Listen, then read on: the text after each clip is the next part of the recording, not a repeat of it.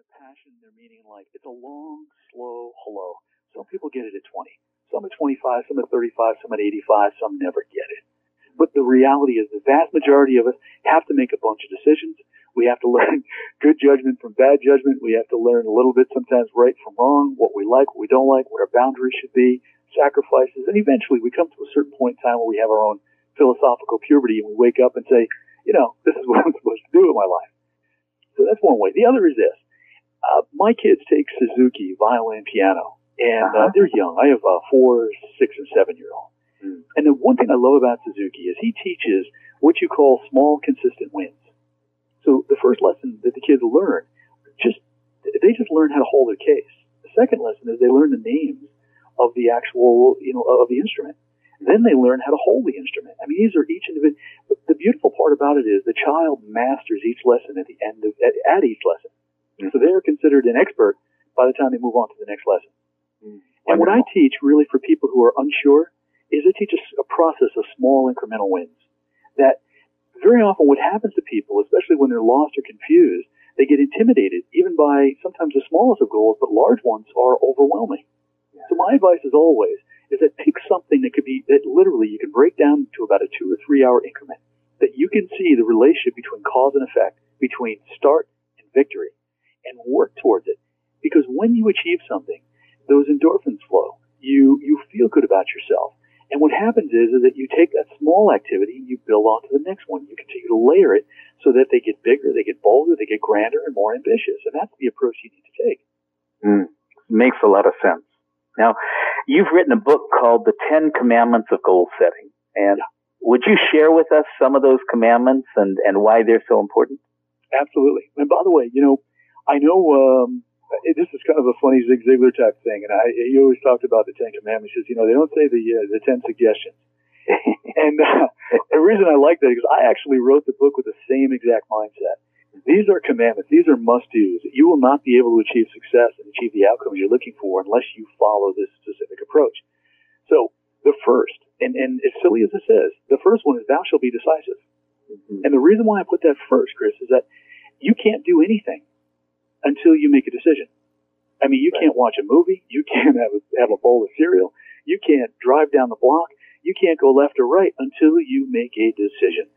And to me, that is, put aside integrity and everything else, from a pragmatic standpoint, that is the number one leadership skill.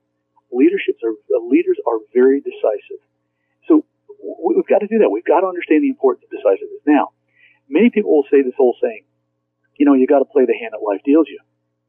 I don't know where that silly stuff comes from. It's baloney. The reality is, people need to understand is, the hand that you are holding right now, anyone who's listening right now, is the hand that you dealt yourself through all the choices and all the decisions that you made at this point in your life. That you are exactly where you are right now because of where you plan to be. You are a summation of all of your choices and all the decisions that you made right now. You cannot argue that. That's it. So what people have to understand is that if they want to get better outcomes, they need to make better decisions. So fundamentally, that's the first commandment in the 10 Commandments. Yeah. Well, and just a quick question on that. One of the biggest challenges the people who have not been doing that will often say is, what do I do when I don't know what's the right decision? Again, there's only one simple answer. You just have to make a decision. Here's why. If you take two things into consideration, one is decisiveness and one is being right. You have to ask yourself, which one really, from a pragmatic standpoint, makes more sense? Now, I know emotionally, we want to be right. We want to guarantee. We want the outcome that we're looking for. Right. But the fact remains is that you will never know if it's right until you take action and until you make a decision and support it by action. Because once you take action on a decision, you will receive feedback. Yes or no, good or bad, right or wrong, left or right. And based on the feedback, you make your next decision. But fundamentally, decisiveness is more important than being right. Because you'll never know if you're right until you make a decision. That's just the way it works. Wow.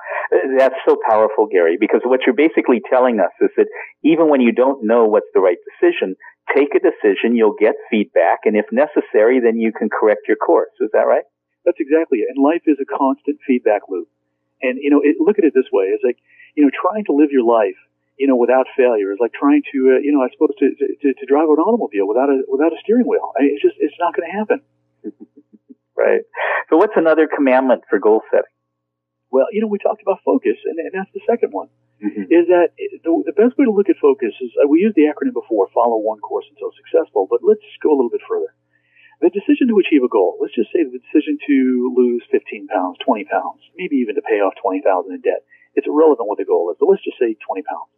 The decision to achieve that type of a weight loss goal is never made once. It is made every time the dessert tray comes, every time the stairs versus the elevator comes, every time that you feel a temptation or an urge late in the night. What focus does, it is a reinforcement of a decision. That's what focus is all about. It is the glue that holds the decision in place. Wonderful. Very powerful as well. These are great. Will you share another one with us? Oh, sure. The next, you need to write them down. You need to put them down on paper. Now, this is a funny one for people because a lot of people think, here's another ridiculous lie we say to ourselves. And they're lies. They're lies because they're convenient. And many people move towards convenience rather than the things that are hard, necessary, and inconvenient. Right. But, fundamentally, your mind is blessed with permanent memory, but it's cursed with lousy recall. And I'll prove the point. Mm-hmm. You go to the supermarket tonight with a mental list in your head of about 15, 20 items you want to get. I promise you, somewhere between the green peas and the apples, your brain is going to take a vacation. And you're going to be scratching yourself saying, my God, what was I supposed to get?